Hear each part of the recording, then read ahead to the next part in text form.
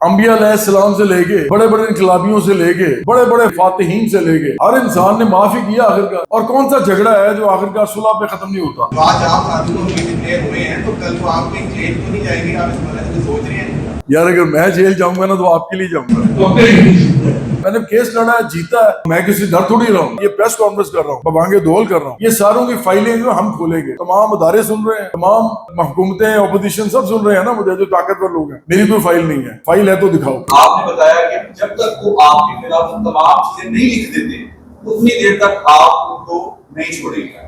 तो सर क्या ये फिर ताकतवर बंदे के लिए तो हो गया जो लीड कर रहा है, मशहूर है, लेकिन कोई गरीब बंदा कल को कैसे करेगा अगर आप उनको इसी तरीके से छोड़ देंगे?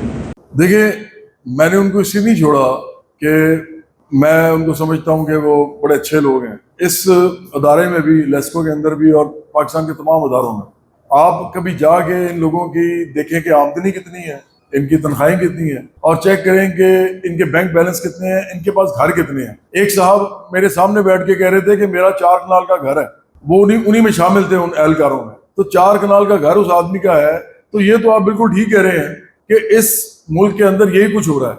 लेकिन मैंने इसलिए नहीं छोड़ा कि मैं उनसे दब गया हूँ, मैंने तो बल्कि पूरा अपना केस लड़ा और ये प्रेस कॉन्फ्रेंस कर रहा हूँ, बबांगे दोल कर रहा हूँ। लेकिन मेरा ख्याल है कि अगर मैं इस तरह के मामला में पढ़ूंगा ना, क्योंकि मेरी जो सियासत है वो आम लोगों की है, गरीबों की है, किसी के लिए खड़ा हो के किसी के खिलाफ चले जाना वो ज्यादा बेहतर बात है, बजाय कि एक बड़ी सियासत के प्लेटफॉर्म पे खड़े होके आप सिर्फ 2 लोगों के खिलाफ जो है वो चले जाएं और उन 2 लोगों को अंदर भी करा देंगे, उनकी नौकरी भी खत्म हो जाएगी, तो मुझे क्या फायदा होगा। तो मेरा ख्याल है एक बड़े मकसद के लिए हम लड़ रहे हैं, इसलिए मैंने ये बात उनके कहने पे ये खत्म कर दी। क्या ये बात लोगों के ज़हनों में नहीं बैठेगी कि आप एक पार्टी को लीड कर रहे हैं, कल को आप इक़्तिदार में आते हैं तो लोग ये सोचेंगे यार ये तो रफा दफा करने वाला बंदा है, ये शायद कोई एहतसाब नहीं करेगा, किसी को पूछेगा ही नहीं।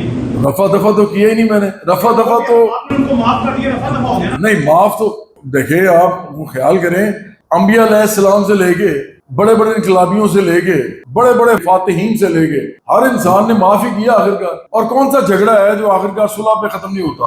तो मैंने तो पूरी बात की है, मैंने केस लड़ा है, जीता है, और अब यहाँ बैठा हूँ और पूरी बात कर रहा हूँ, और मैं किसी डर थोड़ी रहा हूँ, पूरी बात कर रहा हूँ। मुझे एक बात बताएं, मेरे कहने में 2-3 लोग अंदर हो जाएंगे या उनकी नौकरियां चली जाएंगी तो क्या मुल्क ठीक हो जाएगा? मुल्क ठीक करने के लिए सियासी पार्टी होती है, इसीलिए सियासी पार्टी का मकसद बहुत बड़ा है। तो हम ये कुछ लोगों को जेलों में डाल के खुश होने के बजाय हम चाहते हैं कि पूरा मुल्क ठीक हो।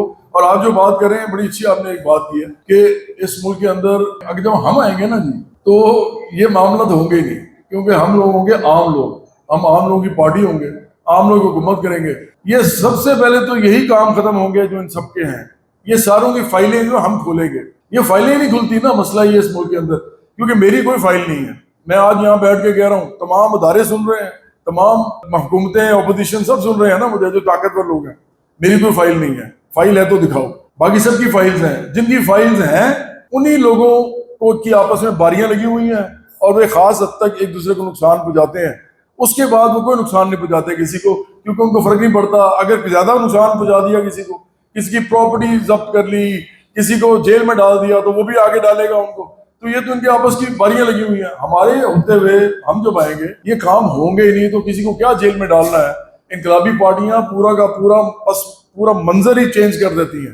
हम पूरा मंजर चेंज करने के इस मुल्क का, क्योंकि शराफिया फिर कोने में लगी होगी और हुकूमत जो है वो आम लोग कर रहे होंगे।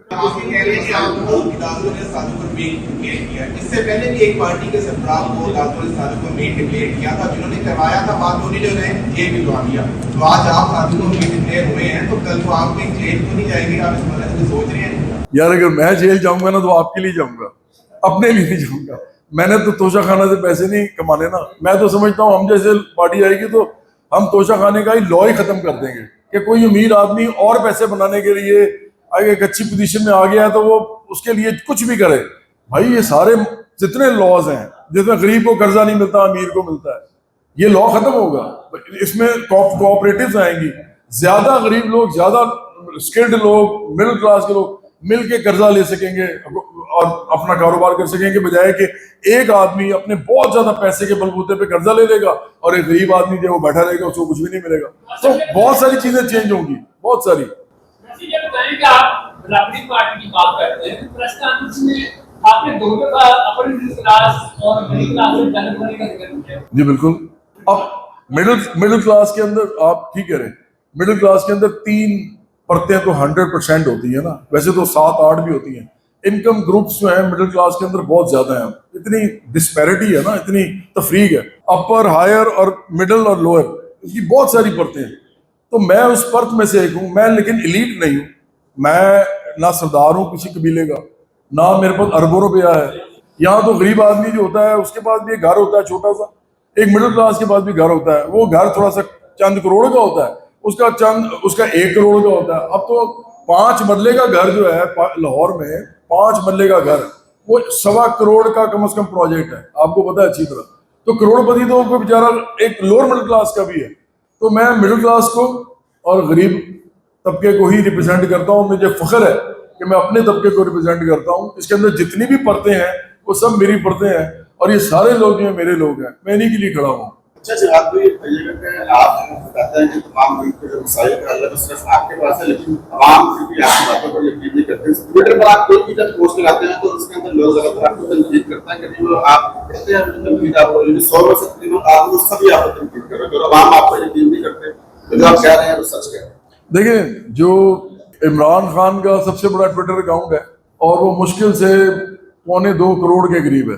پاکستان کی آبادی ہے 26 کروڑ اس وقت. تو 26 کروڑ لوگ جو ہیں ان میں آپ سمجھیں کہ چند لاکھ لوگ ہیں جو سوشل میڈیا پہ کسی نہ کسی پارٹی کے لیے بیٹھے ہوئے ہیں, اور پھر چند ہزار لوگ ہیں جو باقاعدہ کسی کے ٹاؤٹس ہیں یا پارٹی سے پیسے لیتے ہیں یا وہ پارٹیز کے لیے کام کرتے ہیں. وہی چند ہزار لوگ کسی نہ کسی آدمی کے پیچھے ان کو لگا دیا جاتا ہے کہ اس کو آپ نے یہ کہنا ہے, وہی کہتے ہیں. ابھی آپ میرے ساتھ چلیں, میرے گاڑی میں بیٹھے, باہر چلیں, ہر بندہ جو مجھے دیکھے گا وہ میرے سے پیار کرے گا, میرے سے ہاتھ ملائے گا, میں خوش ہوگا, میں بھی ان کو سلیوٹ کرتا ہوں. تو وہ تو لوگ مجھے کچھ نہیں کہہ رہے. تو اس سوشل میڈیا کی جو ہے نا یہ دنیا, یہ اور دنیا ہے اور اصل دنیا بھی اور دنیا ہے. اسی لیے سوشل میڈیا پہ عمران خان روز رہا ہوتا ہے, اصل زندگی میں رہا نہیں ہوتا.